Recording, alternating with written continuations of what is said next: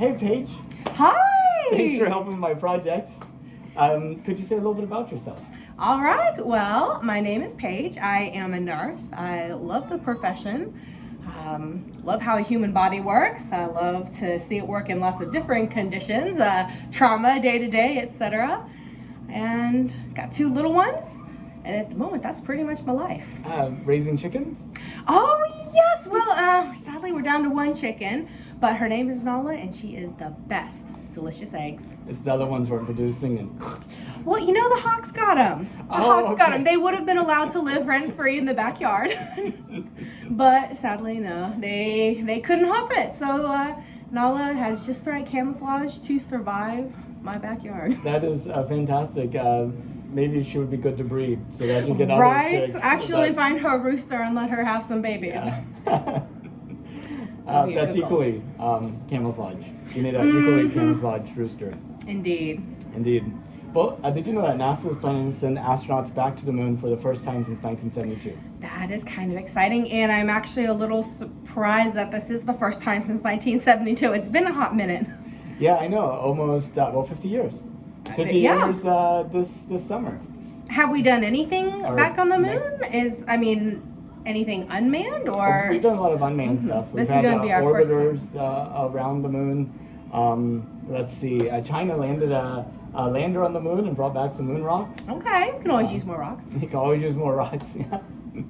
And India has put stuff around the moon, attempted to land, but it crashed. Israel attempted to land something on the moon, but it crashed. You know what? We learn from mistakes.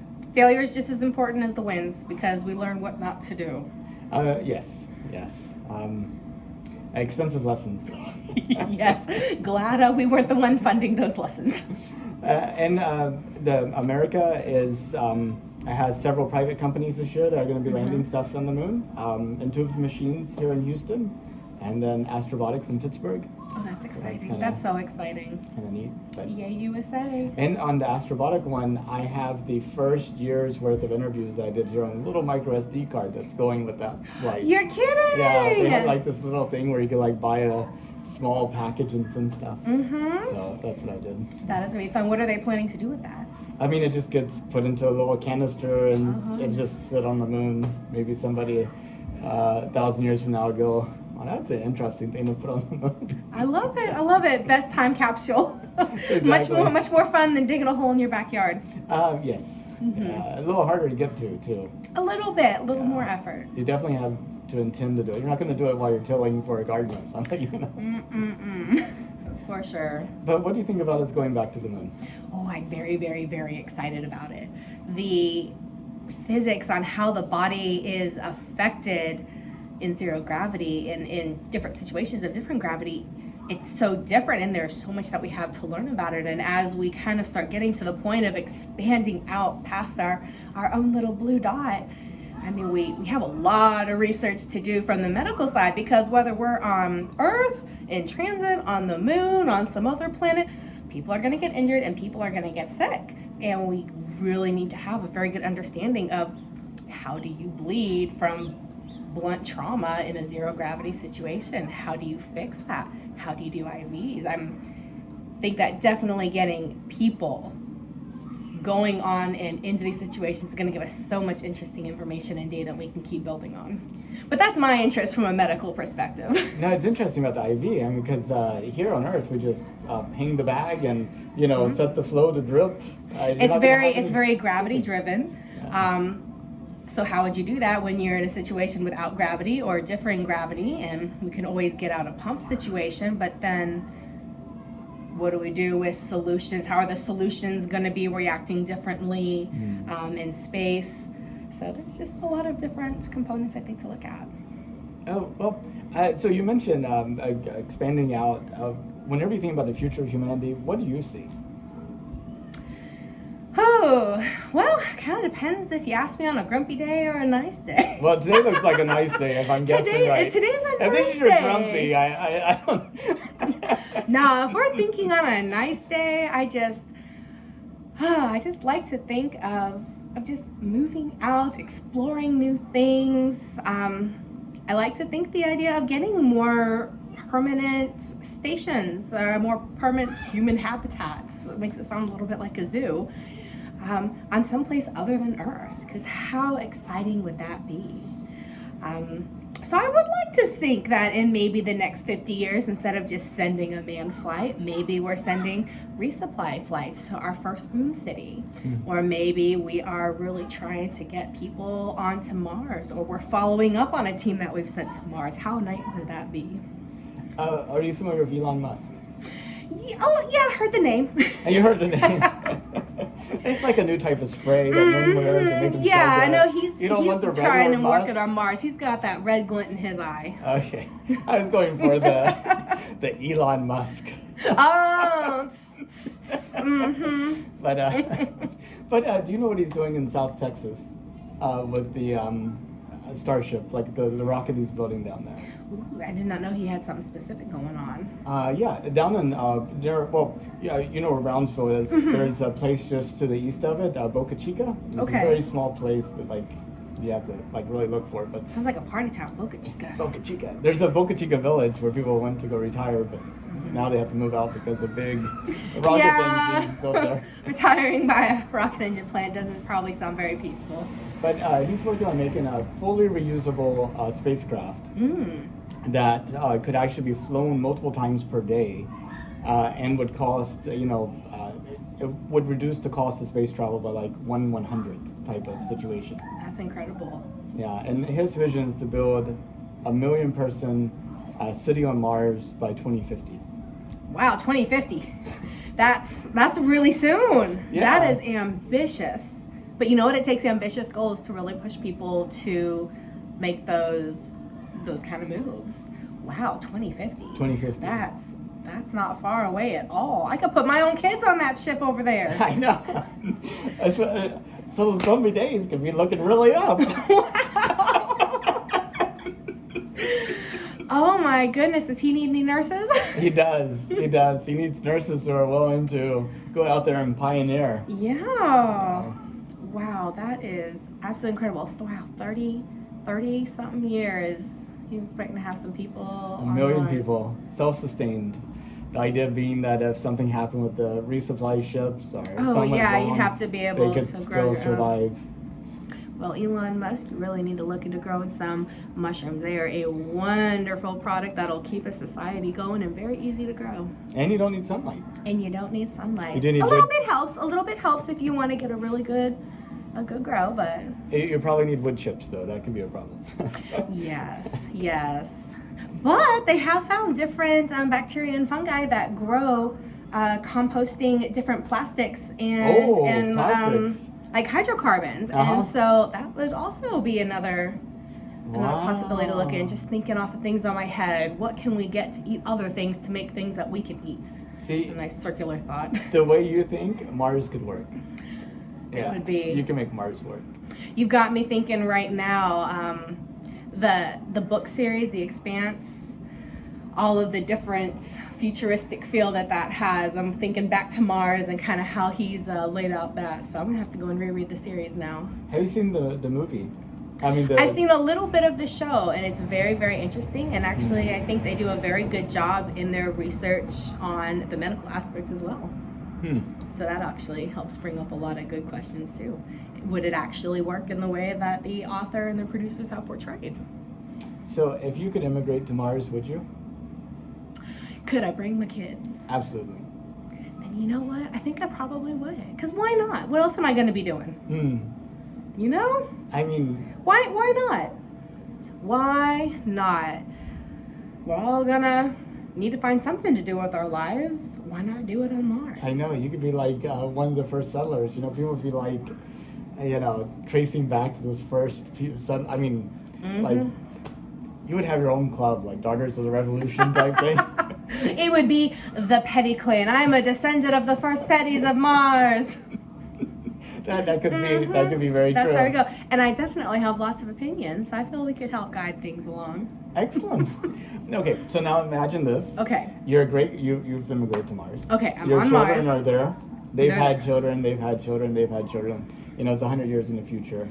Your great-great-grandchild has known nothing but Mars. Has grown up on Mars her entire life. and she is taking a high school class. She's in high school right now, where she is doing research on Earth before we took those next steps to actually immigrate into Mars. And she's looking at this video to try to make an A on her paper, you know? So can great grandma Paige give her something that she can include in her paper that would just wow Oh everybody? my gosh, that life on Mars. Oh goodness, if Like we're life saying now. those generations, so if I'm looking at you generations down the road, I'm assuming that you are still in that mental place of innovation, of learning, of creating, of establishing, because it takes a while to truly establish a culture in a whole situation, in a city, in a town, in a government. So if you're still in the peak of that growth and how exciting it is, and to think that probably right now here on Earth, a lot of people would say that we've kind of hit our peak in a lot of that. We've explored a lot of our planet. We have established governments and currencies. And while there's always room for growth, it's much more complacent. This is a much more complacent place and time where you can simply exist and float and go through your life if you so wanted. And I imagine that the situation you would be in is one of much more forward velocity, and I hope you find that exciting. It's very true. I mean, we're just in the middle of a herd, you know? We don't have to make any choices. We could just blindly follow the herd. I could just close my eyes, just go my day to day, and likely there would be little to no consequence to it. And sometimes, you know, that might be attractive, but sometimes there's that urge, that miss, that where is that push, that little bit of encouragement to want to figure out a way to do it better. You need a little bit of grit and grime to encourage you to see if there is a better way to do things.